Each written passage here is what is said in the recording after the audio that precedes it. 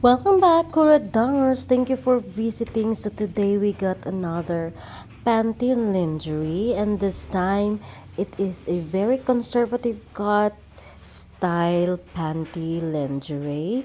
As you can see, it has a very nice print, a peachy print on the front. Look at that very nice detailed scallop style in lining. And look at that, very nice and very see-through mesh fabric.